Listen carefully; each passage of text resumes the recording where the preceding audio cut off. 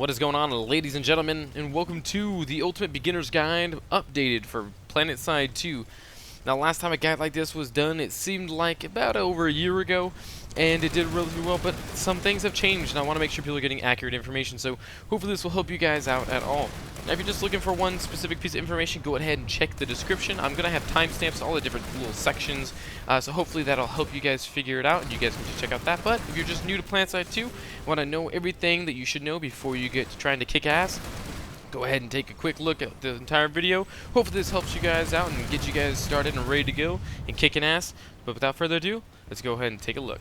Alrighty, so here we are in Planetside 2, where at the very beginning you're going to have to choose a side. Like I said, there's three different empires that you get to play as. You get to play as either the Vanu Sovereignty, the New Conglomerate, or the Terran Republic. So the Vanu Sovereignty are basically guys that are going after the most advanced technology. They use a lot of energy weapons and stuff like that. You have the New Conglomerate, which is more of like the rebels fighting against the Terran Republic. And they're just kind of like a hodgepodge of different stuff, and they're all about freedom fighters and that kind of stuff. So they take what they can and put it together to make the most effective weapons they possibly can. And you have the Terran Republic. The Terran Republic is your typical, basically just authoritarian, top-down, control, export all the resources you can out of a certain area kind of empire. So they're going to be about military and order and structure. So, but there is some fundamental differences between all the different factions here. So let's go ahead and go over them, starting with the Vanu Sovereignty. The Vanu Sovereignty are going to have the benefit of having no bullet drop. Again, they have the energy weapons, so there's not going to be any bullet drop. You have some faction-specific items, that like the Magrid, which is their tank that's able to strafe side to side because it's actually a hover tank. So things like that, you're going to have a lot of like that advanced technology that is going to be for the Vanu Sovereignty. The one thing that they do give up is they give up some of the middle-of-the-road stats there. Some guns are a little bit either one way or another, maybe not great at medium range, so they're either really good at close range or really good at long range, but nothing really in the middle there.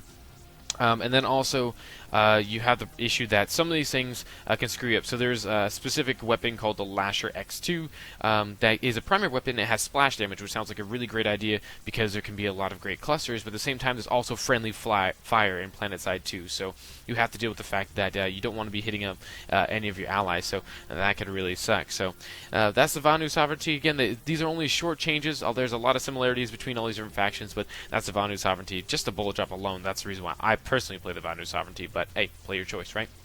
The next one up is going to be the New Conglomerate. The New Conglomerate, they typically do much more damage per hit. That's going to be the biggest thing, that they're the harder hitting guys per bullet.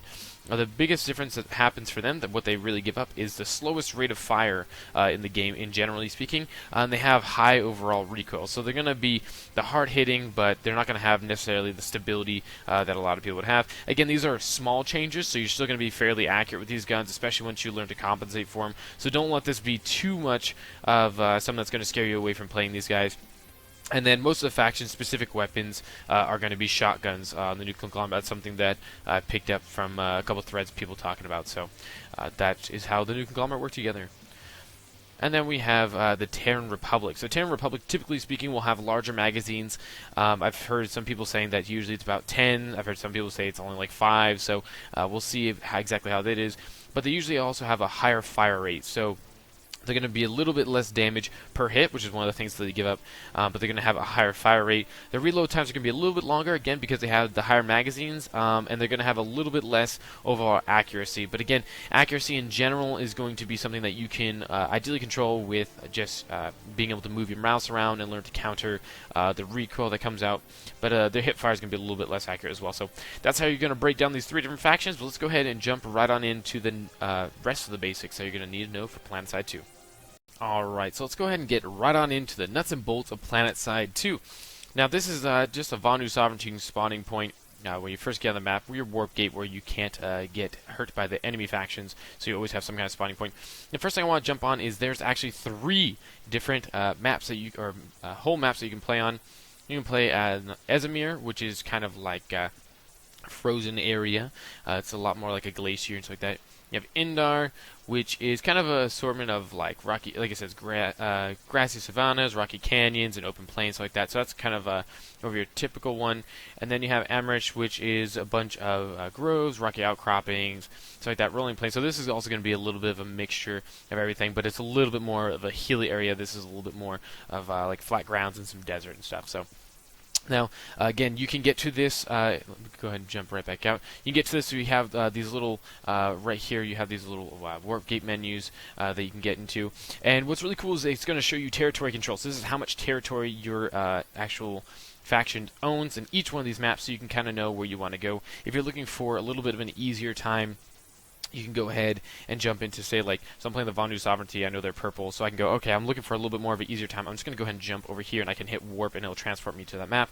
Or if I'm looking for a real nice fight, I can go into somewhere like Esmir right now, where there's 64, 64% of the map is owned by the conglomerate, so that's one of the things that you can do. One of the other things you can do is you can go to this, right here, it says Virtual Reality Training. This is where you can practice your weapons and your vehicles, and you can get like a feel for things. And this is something that you get in like Battlefield 4, which is actually one of the great things. But you can do it here in Planetside 2 to kind of get an idea of all these other different things. And again, you can also notice that you get these differences here for like aerospace purchases and stuff like that. So that happens as you conquer after a certain amount of time. Like you'll see here that it says if you conquer Indar within, I think it's like an hour or something, then there will be a benefit to whoever owns the majority of the continent. So that's that. But let's go ahead and jump over into the other nuts and bolts that we want to get into here, which is the different classes. So you come over here and there's a little panel here.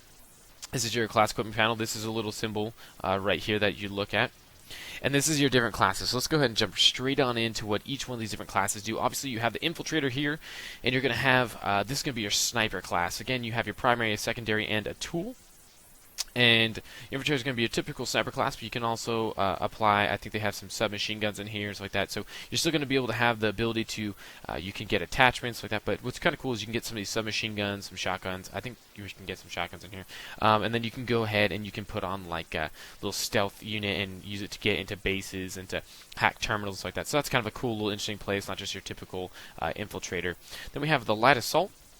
Light Assault is going to be less armored, but it's going to have a jump pack, so they're going to be able to jump around and be able to get in and get out of these bases, which is pretty cool. It's actually one of my favorite classes to play right now. I typically use them just when I'm attacking a base, especially one that is a little bit wide open, because I can get into some of those objectives and get some quick kills.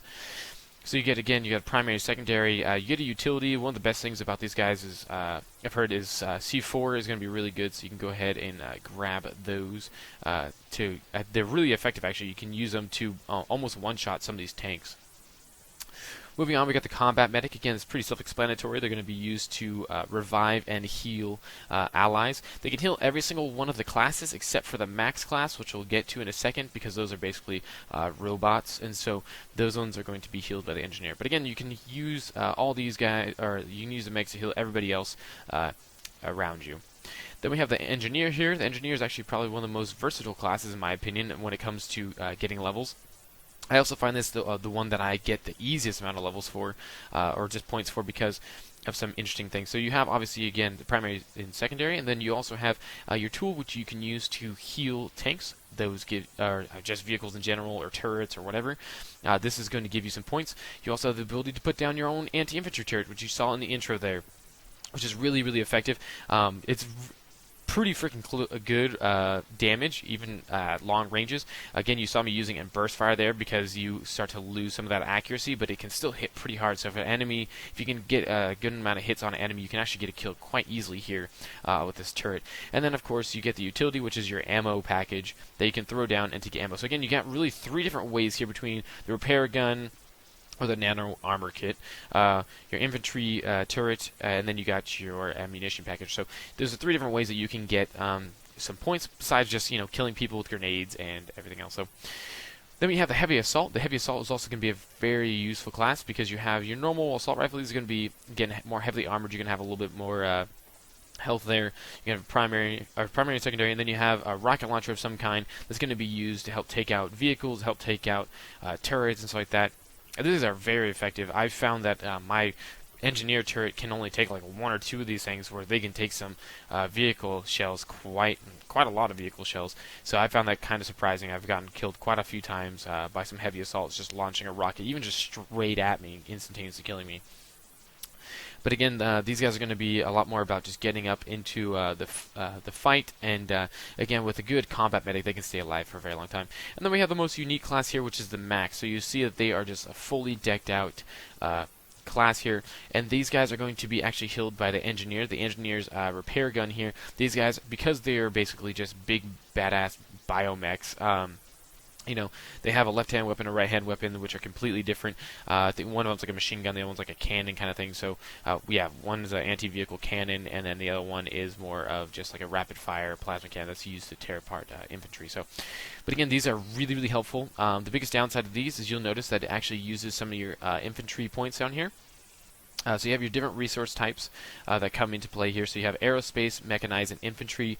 So infantry is going to be used for infantry consumables, such as like your grenades and using these maxes and stuff like that. So mechanized is going to be used for obtaining ground vehicles, and obviously aerospace is going to be used for obtaining air vehicles. Now the way that these work is through how your country or your empire owns territory.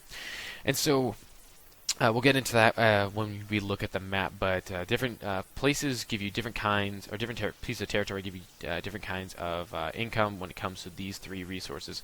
Now, last thing I want to touch on in this screen here is going to be certification points. Certification points, as far as I'm told, is about 250 experience. You get a certification point of some kind. And certification points are going to be what you use to unlock new things. So you can see them right here. So I have 61 certification points. So say I want to upgrade my ability, I can see that's going to take 50 certification points to upgrade to the next level of my charge here on my max. So, and you can use these certification points even if I earn them on my light assault. I can still use it to upgrade my engineer, to still use it to upgrade my heavy assault. So it's going to be kind of nice that you can play the classes you want until you can upgrade the classes that you want to play, but you just feel like they have a little bit of something that's missing from them, and you have a couple upgrades you want to get first. Then you can go ahead and do that as well. You'll also notice that when this changes from equip now to resupply. Resupply is how I can kind of choose to go in here and make sure I always have my grenades and all that other stuff to make sure I have full ammo again. So I can just click resupply and it'll drop me right out, because that's actually the class I'm playing now. You can see I have my little jump pack, which you use just by holding space. So the last thing I'm going to touch on in this little section here is going to be if you hit the M button on your keyboard, again if you're playing on the PC, then you can go ahead and see everything here. So you have the blue, which is going to be the conglomerate. You have, wow, I am spacing out. You have the red guys here, and then you have the Vanu sovereignty here. So you can actually see exactly where all these action points are going on, and the more ferocious these are going on, that means the higher the player population is in that area. Again, you have the different areas that are going to provide for different resources, and you can see that when I hover over the region, you can see that box in the right-hand side right there that goes on and off, and it'll show you what resources you get for holding these different areas. So you see in that little plus 10 or plus 5s like that, plus 30, you can see exactly what it's going to give me, what kind of points it's going to give me towards when it comes to refresh. So the conglomerate's doing very, very well right now. They're not having a hard time very much. But we are contesting them. So yeah, so that's going to be how you understand the map. It's going to be how you understand the different classes and stuff like that. So let's go ahead and move on to the next section where I explain exactly how to do how respawning works in the game. Alrighty, so here we are in the deployment screen. Now, at any time if you want to, you can hit the U button. Again, if you're playing on the PC, if you're using the default settings, you can hit the U button to automatically redeploy. It gives you a 10-second countdown, and it'll despawn your guy, and you'll be in the deployment screen again here. Now, one of the things I originally found incredibly frustrating with this game is the spawning system. I never really understood exactly where I could spawn, because these little green things are exactly where I'm supposed to be able to spawn. But I've been looking around, and I found some answers for this one. So, deployment is a little bit odd, in my opinion, but here it goes. So, typically speaking, when you die, or if you redeploy, you're only going to be able to spawn at the nearest own bases to you. So, right now I was at the warp gate when I redeployed, so I can spawn at these nearest bases to me. Typically speaking, it's kind of odd. I think it's maybe just because how much we're getting battered up, it's like that. But usually I wouldn't even be able to spawn out at this one. Maybe it's just because it has a solid connection chain. I'm not exactly sure 100%, but You're only supposed to be able to spawn at like the nearest bases around you to help move you along. But one the other thing is though is if say I died in this area here, which there's a lot of fighting going on. If I died in this area here, then the spawn point that I would have is going to be near this area here. So I'm going to be able to spawn on the Two-Stone Beach, but I probably wouldn't be able to spawn at Ever Supply or the Eli Amp Station. So it's going to try to put you right back in the action that you were already into. One of the other things that you're going to be able to have is you're going to be able to have if you're in a squad, you're going to be able to spawn at the closest location to your squad leader, or at least typically speaking, to the squad leader. And then, of course, you're always able to spawn at the warp gate. And then one of the other things that you can get is you can use squad deploy, and it'll basically put you out where your squad is, again, to the closest thing you can. And then one other thing that's great is once you hit rank 10, you can get it's cool little like squad spawn beacon, excuse me. And you can get that by unlocking it, and if you are the squad leader, then you can put down this little beacon, and any of your squad mates that want to deploy in it can automatically fly down in a little pod, and it'll crash open, and they can land where that squad beacon is. So that's a nice little way to hopefully help infiltrate some bases there, especially if you're working with a really, with a couple squads from like a faction or something, or from your faction, to hopefully get in and really just cause some havoc within the actual thing. So. One of the other things that's going to be used is there are personal transports for infantry. They're called Sunderers, and you can use those to get to the front lines a lot quicker. Those are going to be like little mobile spawn points, and be able to, because they're like mobile, basically like infantry carriers, then you can bring them up to like the walls or behind a hill or something like that outside of the enemy's base, and they won't be able to see them unless they actually look at them directly and hit Q to spot them, again, just like Battlefield where you can spot things. They're not going to actually be able to just naturally see them on the map because they're a spawn point, and so you can kind of hide these little things away, and it's going to help get you guys into the action even faster. So if you're having a hard time pushing the enemy back, then your best bet is to probably try to find these Sunderers and destroy them. That's going to be a major blow to the enemy. So that kind of explains exactly how spawning works. That was one of the things I really struggled with, so I wanted to make sure to touch on that for you guys so you guys can kind of get a general idea. One of the other things I want to touch on, though, when it comes to deployment is that you'll notice these little lines that connect these different bases. And what that is, that shows where you, as you capture a base, where exactly you can attack from. So you'll notice here that, okay, well, why isn't that these guys are going from the amp station to the old sword checkpoint? Doesn't look like there's any action going on there. Why aren't they attacking that? Well, that's because there's this little line here. And these dotted lines show that they are in contention. So there is fighting going on. There's contention between the two of them. There's action that's going on between the two of them. So once they capture the Eli Tower, then we're going to be able to attack the bridge ward, and then we can get to the old shore checkpoint.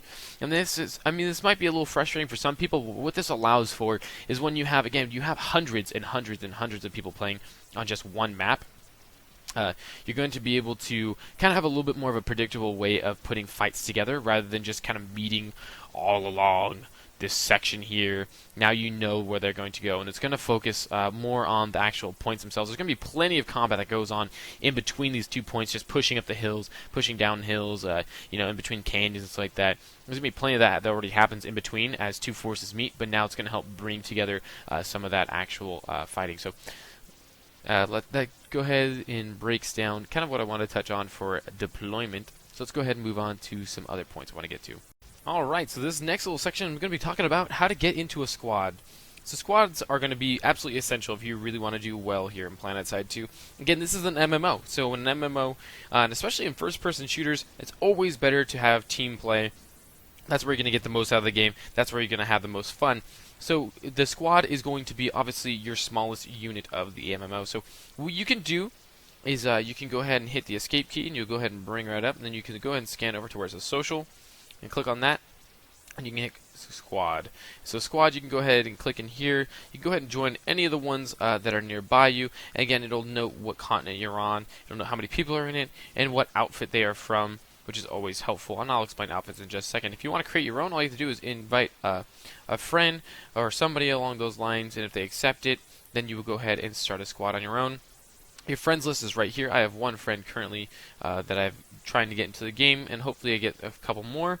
And you just add your friend, click it here, and if you send one, or you get one sent to you, then you get them in your little notifications right here.